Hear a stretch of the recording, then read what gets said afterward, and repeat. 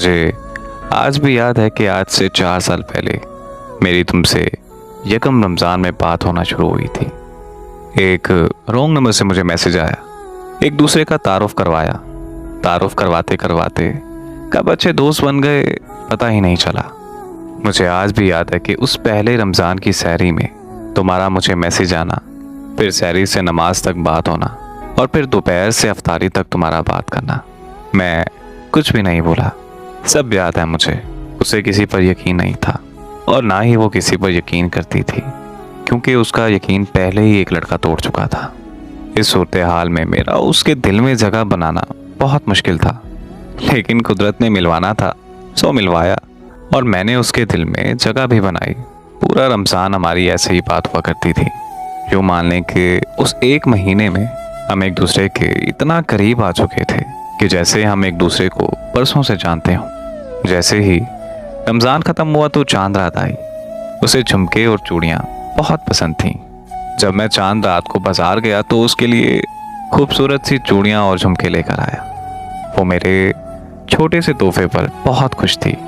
मैं उसके इतने करीब आ चुका था कि मुझे उससे मोहब्बत हो गई। ना कि मुझे, बल्कि उसने भी मुझे अपनी मोहब्बत का इज़हार कर दिया। सब कुछ बहुत अच्छा चल रहा था। हम बहुत खुश थे कि अचानक उसकी ज़िंदगी में एक और शख्स आ गया।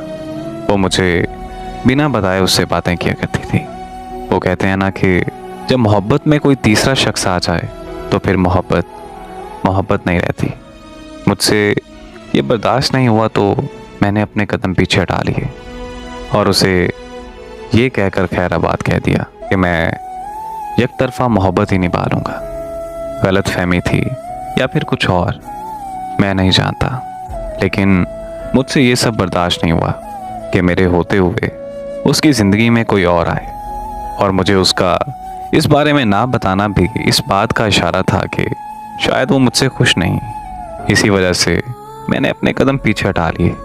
आज भी मैं उसे बहुत याद करता हूँ। मोहब्बत तो मोहब्बत होती है और पहली मोहब्बत कभी किसी को नहीं भूलती। आज उससे बिछड़े 4 साल गुजर गए।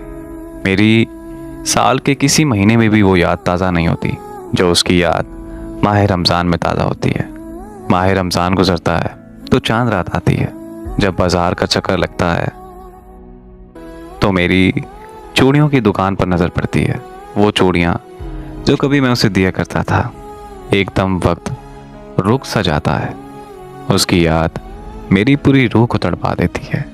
फिर जब चांद रात के बाद ईद आती है फिर तो और भी ज़्यादा तकलीफ़ होती है।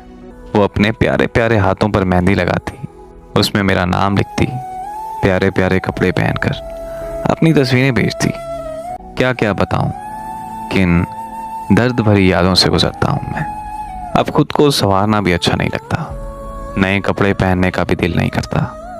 किसी से ईद मिलने का भी दिल नहीं करता।